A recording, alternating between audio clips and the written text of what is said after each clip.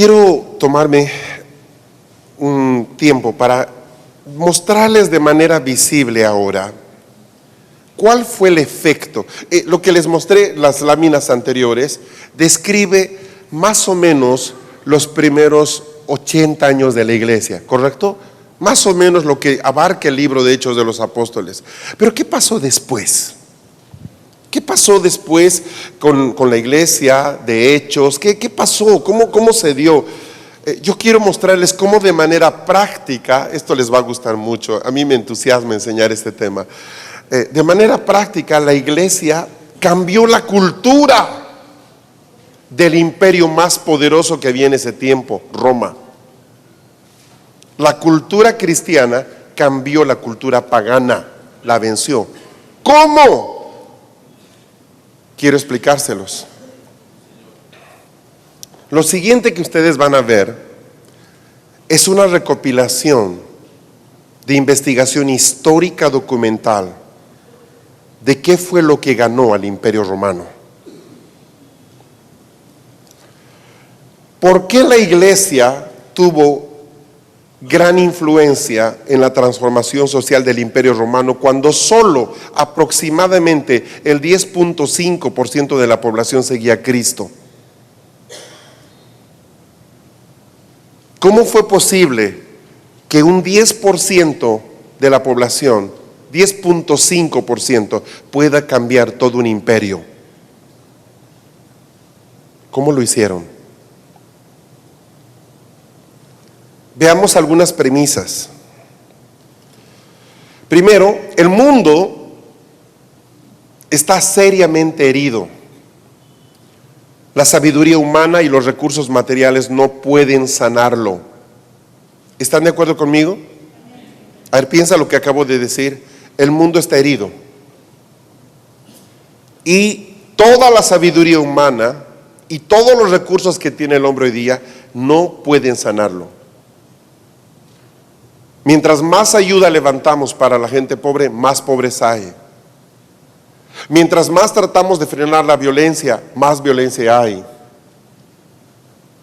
Mientras más naciones entran en acuerdo, más problemas internos hay en los países. O sea, todo lo que el hombre puede hacer, en el fondo no puede resolver este problema.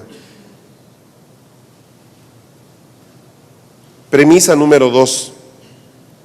La sanidad para una nación o sociedad llega en la medida que Dios interviene sobrenaturalmente en la historia y su pueblo responde en obediencia, viviendo como Él indica.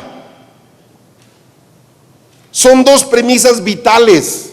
El hombre no puede solucionar su problema. Y número 2, solo Dios trae sanidad. Solo Dios puede cambiar la historia de Colombia, de Argentina, de Venezuela. Solo Dios puede hacerlo. Solo Él puede intervenir y cambiar la historia. Pero su pueblo debe responder en obediencia, volviendo o viviendo como Él indica.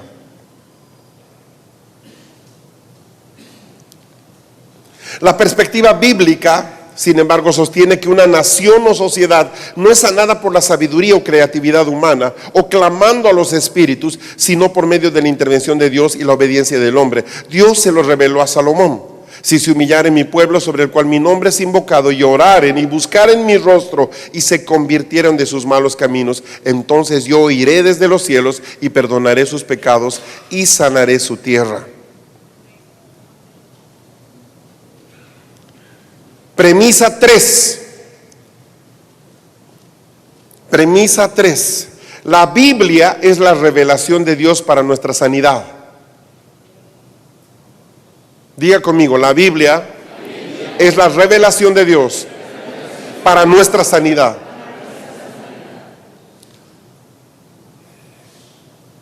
Premisa 4. La iglesia es la principal entidad de Dios para lograr su propósito de sanar todo lo que se dañó en la caída. Dios no tiene otro plan. ¿Quién va a resolver la situación de Colombia? La iglesia de Colombia. ¿Quién va a resolver la situación de Argentina? La iglesia de Argentina. Dios no tiene otro plan. La iglesia es la principal entidad de Dios para lograr su propósito de sanar todo lo que se dañó en la caída.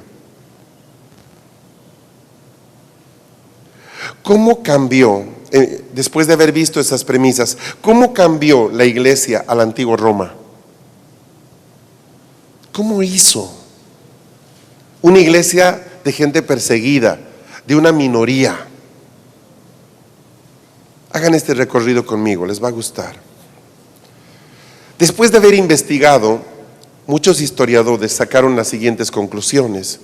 Ellos parten del hecho de que la iglesia cristiana ganó a Roma. ¿Sí? Uno de ellos es Ramsay Macmillan. Este historiador dice, sin duda, el cristianismo ganó a Roma. ¿Cómo lo hicieron? Lo primero, los cristianos tienen un Dios que ama a aquellos que lo aman a Él. Esa era la lectura que les tenían los romanos de los cristianos. Consideren ustedes a Júpiter o al dios Marte de la guerra. ¿Qué amor tenían esos dioses por la gente? Ninguno. La gente le servía a esos dioses por miedo. Si no haces la ofrenda a la diosa, ¿qué te digo, no? De la sabiduría, la diosa Minerva, si no le haces la ofrenda, no te va a dar hijos. Si tú no haces esto a Apolos, tus cosechas no van a producir. ¿Qué regía la religión de los romanos? Ellos tenían una religión, tenían varias. En todas ellas era el temor. ¿Qué regía la fe de los cristianos? El amor. Por primera vez en el mundo pagano, la gente escuchaba de un Dios que ama a aquellos que lo aman. El Dios de los cristianos amaba a toda la humanidad y demostró su amor por medio de su propio sacrificio. Aún más guiaba a aquellos que lo amaban a que también amasen y sirviesen a otros. Los romanos paganos amaban solo a los de su familia o de su clase social o aquellos que les era conveniente tener como amigos. Los cristianos amaban a todos. Ellos no entendían este amor. ¿Qué ganas tú amando a ellos?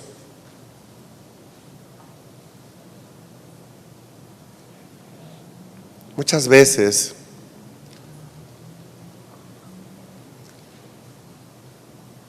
como profetas, como intercesores, nuestra motivación para hacer una acción es ciertamente defender los derechos de Dios, pero no nos guía el amor a la gente.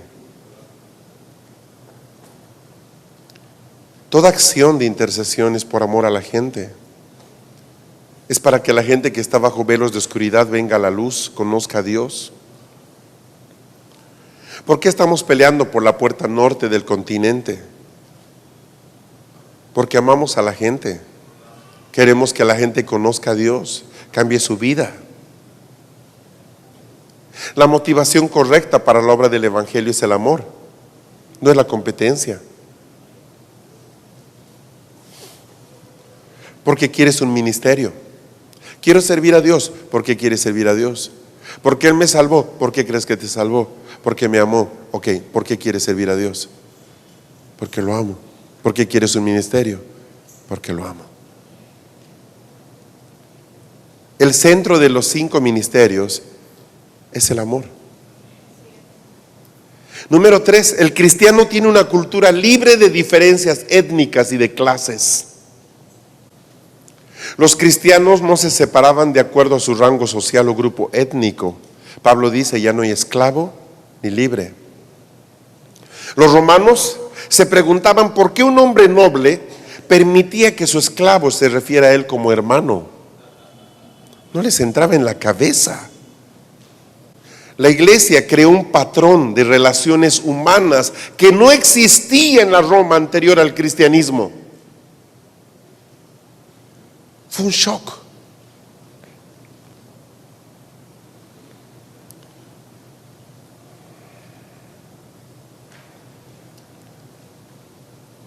Por ejemplo, cuando uno lee los textos de Pablo, Pablo dice, él no viene a anular la esclavitud. De hecho, dice que si tú eres esclavo, sirvas a tu patrón con amor. O sea, él no logra ni pretende hacer un cambio en el sistema en el que estaban metidos a ese nivel. Pero sí logra cambiar, el evangelio lo logra cambiar la relación entre las personas. Número 4, sigo. Esto no fue hecho por la premisa que está arriba es una copia literal de lo que los historiadores escribieron. Ellos dicen, el Dios de los cristianos, número 4, es un Dios de misericordia, el cual demanda misericordia. Los cristianos creían en un Dios de misericordia. Y este Dios misericordioso requería que aquellos que lo seguían también practicasen la misericordia con los demás. La misericordia no era parte de la vida de la Roma pagana, la cual era bien conocida por su crueldad. Nosotros vemos partidos de fútbol, ellos veían ejecuciones, veían cómo los animales se comían otros animales, veían a los gladiadores destrozarse y imagínense lo que era la palabra misericordia en ese tiempo. Culturalmente era conocida para nada. Un emperador celebró los 14 años de su hijo trayendo gladiadores al Coliseo para que se mataran entre sí. Era la manera en que se celebraba algo. Díganme, ¿dónde entra la misericordia en esa cultura? En ninguna parte. ¿El cristianismo cambió eso? No solo lo cambió, lo venció.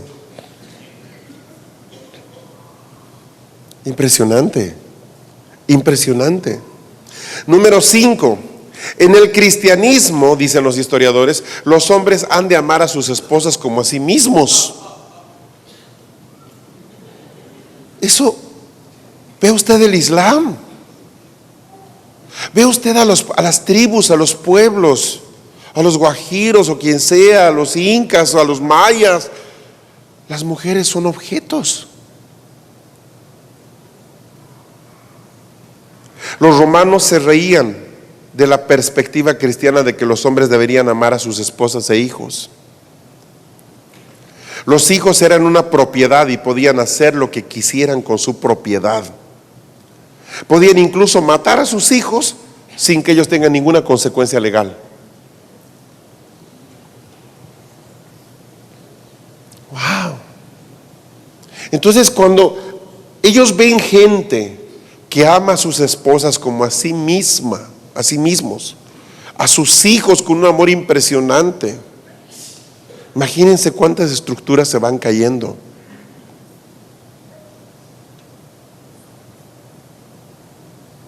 En una sociedad donde cada vez el matrimonio está siendo más destruido, qué buena propaganda hacen parejas amables, amantes, parejas que siempre están juntas, parejas que se respetan. Qué hermoso es eso. Parejas que se honran. Número 6. Los cristianos rechazaban la práctica romana del aborto y del infanticidio. Los cristianos rechazaban el aborto y el infanticidio, los cuales eran prácticas comunes en Roma. Un soldado romano escribió desde el campo de batalla a su esposa embarazada: si das a luz antes de que yo regrese a casa, si es varón, quédate con él; si es una niña, deséchala. Era común.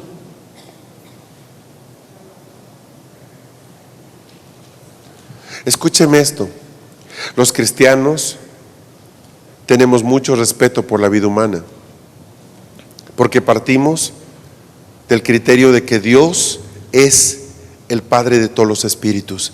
Es Él quien nos suelta un niño, una niña. ¿Estamos? Pero hay algo más. Dios nos creó para ser fértiles.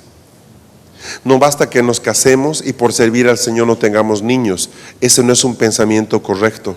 Eso es anormal y va en contra de lo que Dios enseña en su palabra. Dios quiere que tengamos hijos, sí. Quiere extender su nombre en la tierra. Desde luego que sí. ¿Está conmigo? ¿Entiende? Si no puede tener hijos naturales, adóptelos. Pero tenga niños, llene su casa de risas infantiles. Cuando llega un niño a nuestra familia, automáticamente subimos otra plataforma.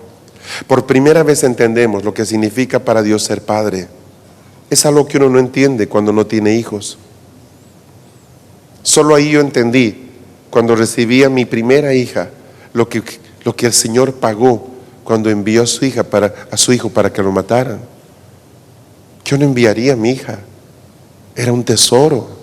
¿Cómo pudiste hacer eso? Y ahí Dios empezó a cambiar nuestra mente respecto a muchas cosas. ¿Cómo mañana puedo ser apóstol y dar paternidad si escogí no tener hijos? Y si a causa de que no puedo, no los escojo tampoco. Medio raro, ¿no?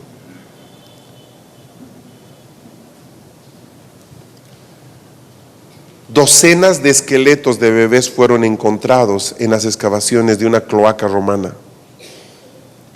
Probablemente eran niñas no deseadas. En esta nueva religión, dicen los historiadores, cristiana, toda vida era sagrada. Número 7.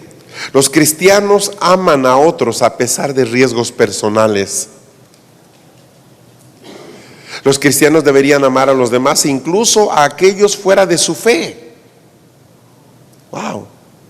La vida diaria en Roma era dura. Cuando las enfermedades severas llegaban a estos barrios sucios y repletos de gente, se esparcía rápidamente la enfermedad. Ellos mostraban misericordia y caridad en tiempos de violencia, de violentas epidemias. ¿Cómo? Cuidando a los enfermos. Oraban por los enfermos, los atendían, los limpiaban, aún a riesgo de que ellos podían ser contagiados y morir. Y eso no lo entendían los romanos. Ellos no hacían eso. ¿Cómo cambió la iglesia a la antigua Roma? De ser un porcentaje tan ínfimo en el año 40, para el año 300, ellos eran más de 6.3 millones de cristianos.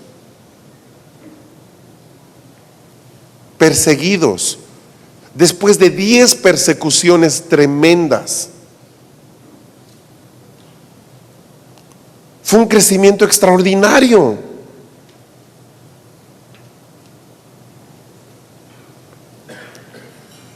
Lutero enseñó que habían dos reinos, el reino de Dios y el reino de este mundo.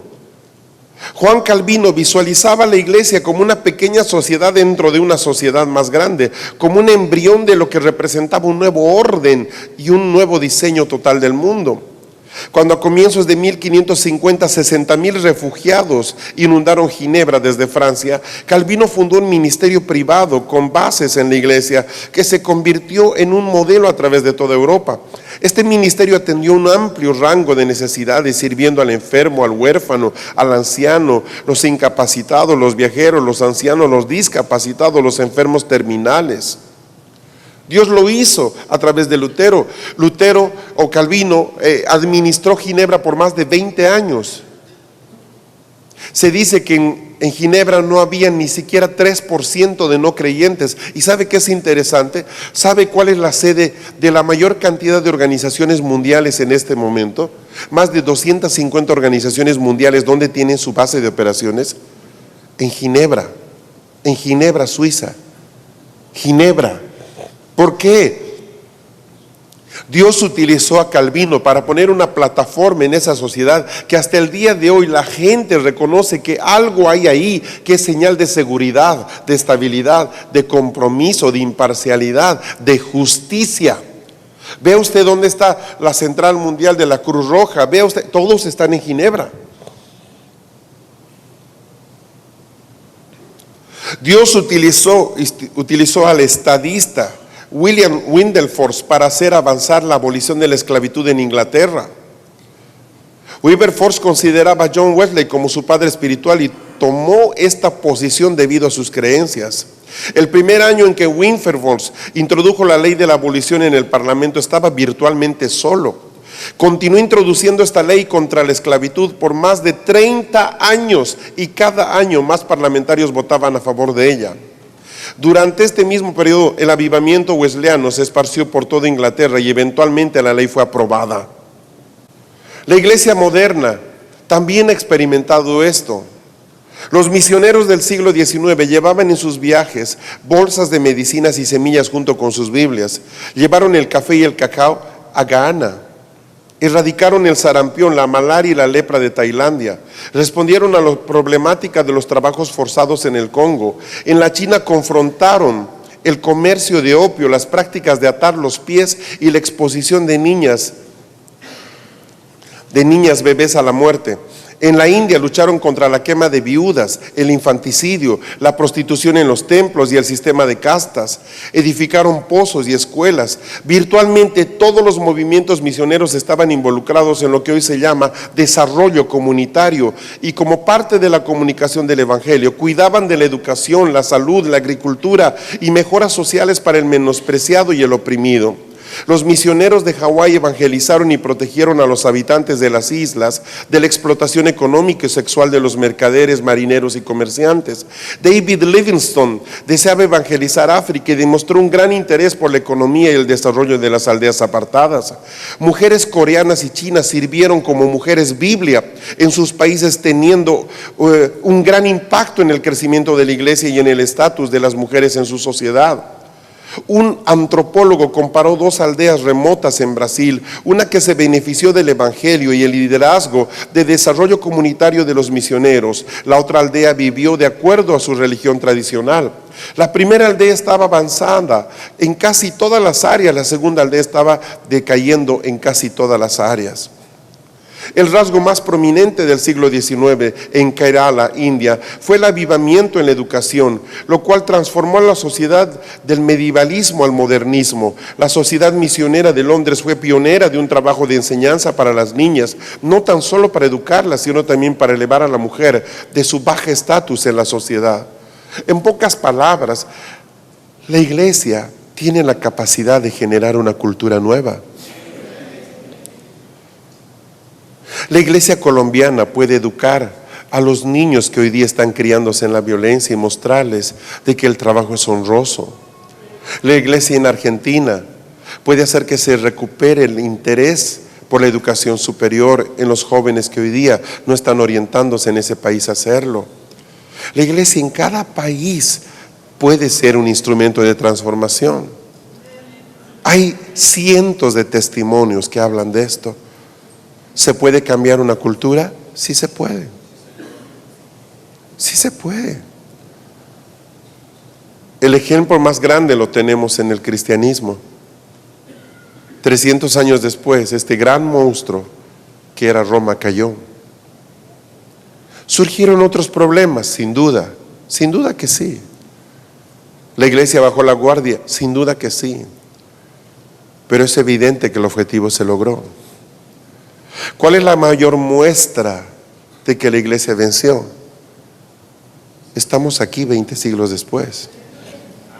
De Roma solo quedan ruinas, museos. La iglesia sigue. La iglesia trae desarrollo. Solo compare las dos Coreas. Solo compare las dos Coreas hoy día. Hace 40 años eran una sola Corea. Hace 40 años. En el último diagnóstico PISA de educación a nivel mundial, Corea está entre las 3 primeras naciones con mejor educación del mundo. Corea del Sur. ¿Dónde está la iglesia más grande del mundo en este momento? Corea del Sur. ¿Habrá alguna relación? Pero desde luego.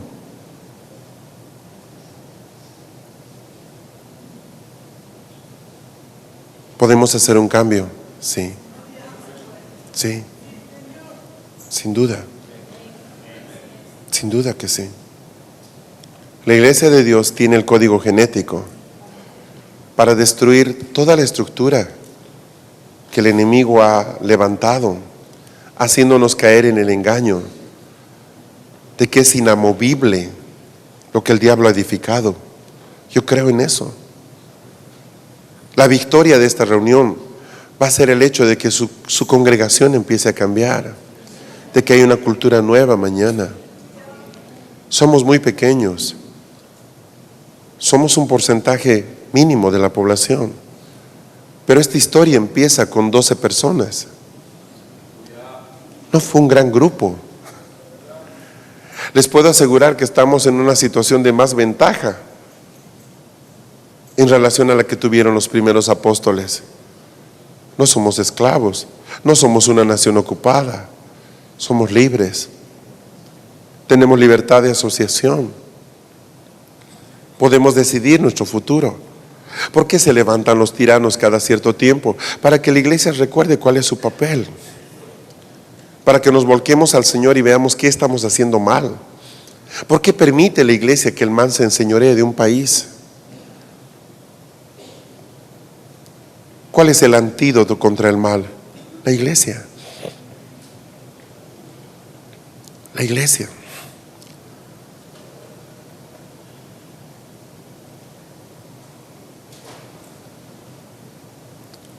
La cultura que hoy día tienen nuestros países no es buena. Y estoy hablando de América Latina en particular. ¿Necesitamos cambiar eso? Sí. Yo lo quiero cambiar. Queremos invertir los próximos años en una transformación cultural. Si en 20 años nuestras iglesias son exactamente iguales, no sé para qué cuentos hablamos de reforma. No tiene lógica. Desperdiciamos 20 años. Era mejor volvernos misioneros y seguir haciendo lo que se estaba haciendo. En 20 años tiene que haber un lugar distinto. Nosotros lanzamos un desafío a toda la gente todos los pastores que están trabajando en este proceso de transformación cultural. No vamos a cambiar una nación haciendo guerra espiritual, créame. La intercesión nos ayuda a tumbar lo que está dominando, pero si no podemos plantar una cultura nueva, es cuestión de tiempo de que algo más grande se levante.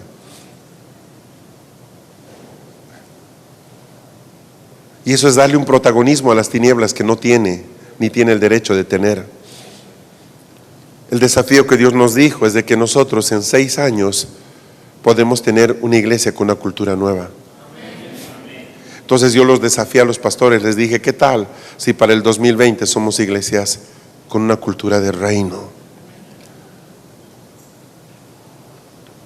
Y parecía una cosa muy loca, pero hoy día estamos muy decididos en eso.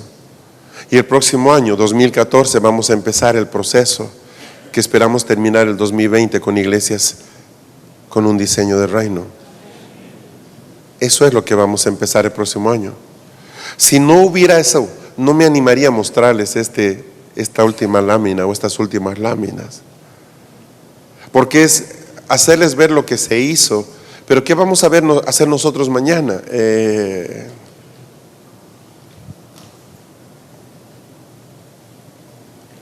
En este momento estamos en el proceso de convocar a las iglesias que quieran ser parte de este proceso de 6 años.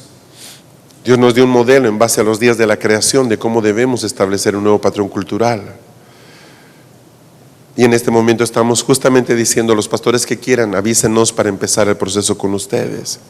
¿Cuál es el requisito, pastor? Compromiso absoluto, mucha valentía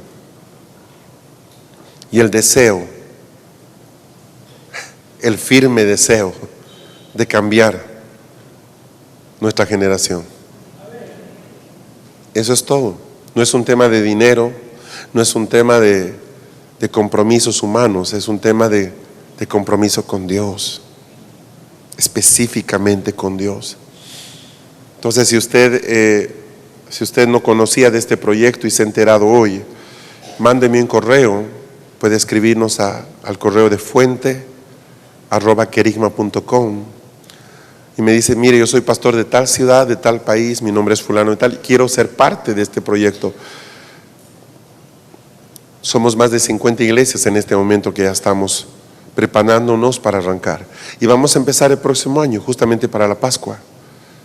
Vamos a empezar nuestro primer año con todo el deseo, con toda la fuerza, y sabemos que estamos en un proceso de recién empezar a entender y ver, y quizás nos falten algunas cosas, pero queremos hacerlo. Queremos cumplir con nuestra generación, como cada uno de estos hombres cumplió con su generación, sin duda. Si algo nos ha enseñado la intercesión estos años a Transformación Colombia, a Transformación Venezuela o Argentina o Paraguay o Chile, los que estamos acá, ¿qué es? Que sí gobernamos. Si algo hoy día sabemos es que sí gobernamos. No lo sabíamos antes, ahora sí lo sabemos. Y hemos visto cambios extraordinarios en nuestros países. Sí, claro que sí. Entonces, ¿podemos empezar a mirar una cultura nueva? Sí. A eso vamos. ¿Para quiénes está reservada esta tarea? Para apóstoles y profetas, que van a jalar a maestros, y van a jalar a pastores, y van a jalar a misioneros, y van a jalar a ancianos, van a jalar evangelistas. Sí, sí, sin duda. Sin duda. Quiero invitarla a que podamos orar un momento.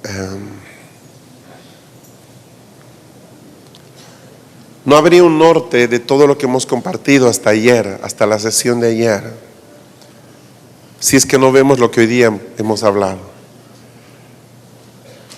¿Por qué quieren más apóstoles? Pues porque está de moda. Porque sí. No. Porque necesitamos apóstoles para cambiar una cultura. ¿Por qué tanto énfasis en el profeta? Porque necesitamos de profeta para quebrar la resistencia. Ahora se entiende. No tiene que ver con una nueva doctrina, no, para nada. Estoy hablando de cosas que pasaron en el primer siglo. Lo que menos es nuevo. Créame que no lo es para nada. Padre, queremos decirte que nos sentimos desafiados al entender cómo tu iglesia se levantó. Señor, nos asombra cómo ese puñado de gente sin Biblias,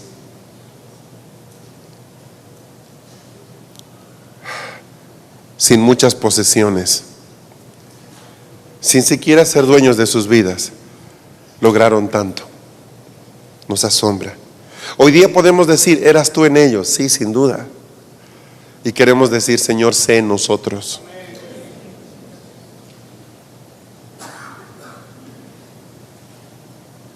Padre,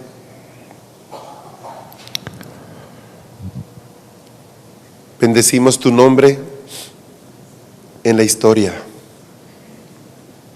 en el tiempo. Bendecimos tu nombre. Elogiamos tu sabiduría, cómo tú sabes escoger a tu gente. Nos asombra tu persistencia, Señor, para insistir, a pesar de toda oposición. Señor, nosotros creemos en una reforma en la iglesia, sin duda.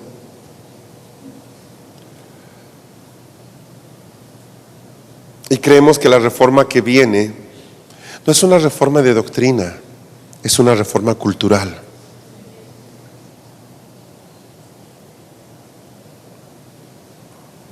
Es la cultura, el legado que queremos dejar a la siguiente generación. Padre, en este día, en el nombre de Jesús, Nos levantamos como latinoamericanos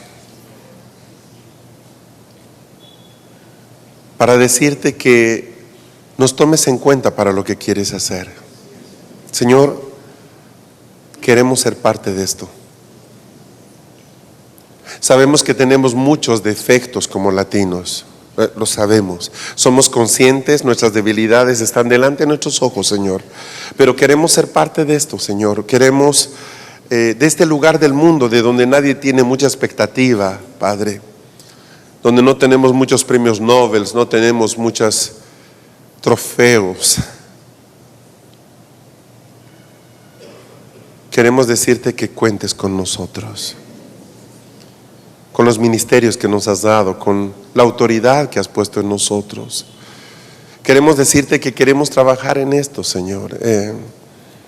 Queremos meternos con todo nuestro corazón, con un compromiso tremendamente tenaz a hacer esto.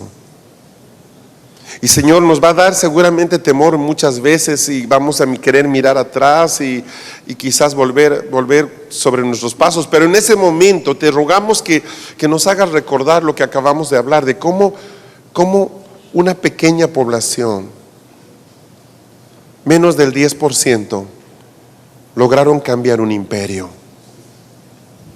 Señor, trae a nuestra mente en ese instante el precio que se pagó para que hoy día nosotros tengamos la plataforma que tenemos, Señor.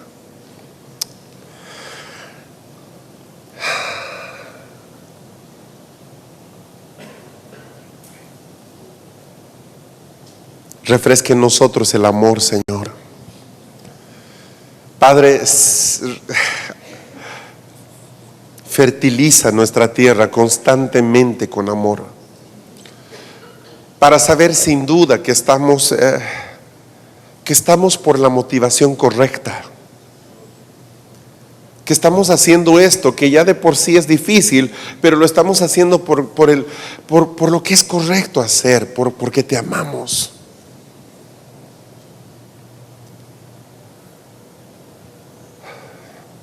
Señor, ayúdanos a proyectarnos, a extendernos.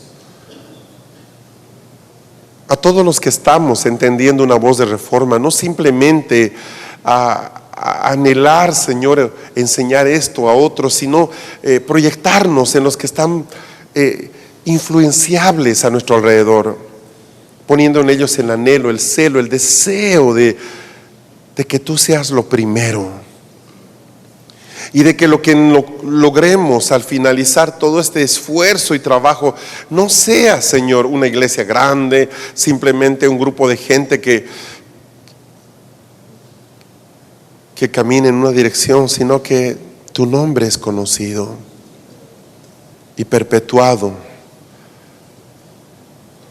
Señor, ayúdanos, trae la cultura de tu reino a nuestras vidas.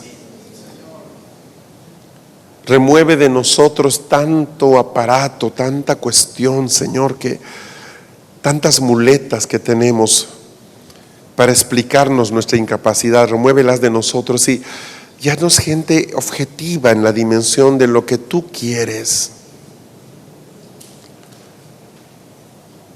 Señor, en este día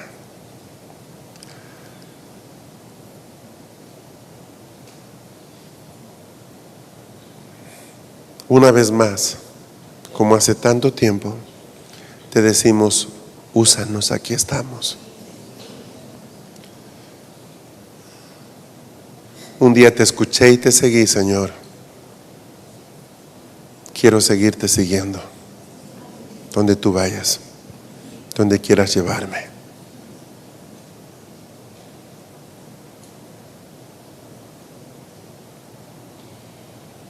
Donde tú quieras.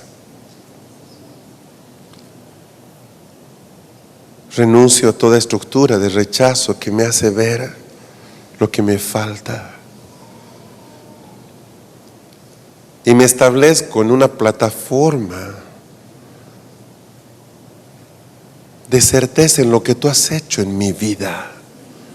Yo sé el precio que fue pagado por mí. Sé quién soy. sé cuán valioso y valiosa soy para mi Padre.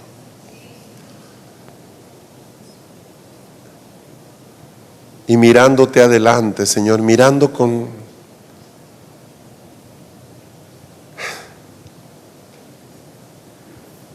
precisión, yo te digo, Señor, aquí estoy, voy a seguir. Voy a seguir, Señor. Voy a seguir. Mi compromiso es contigo, Señor. Las naciones sabrán que hay un Dios y conocerán los pueblos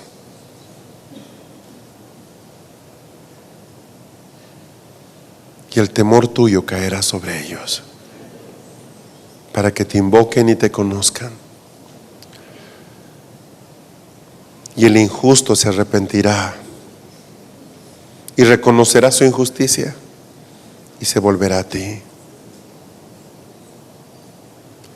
Señor, ayúdanos a ver que la acción de las tinieblas puede ser sujetada por tu iglesia, que somos nosotros quienes permiten a las tinieblas actuar.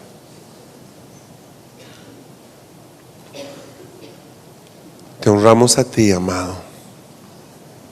Reconocemos quién eres.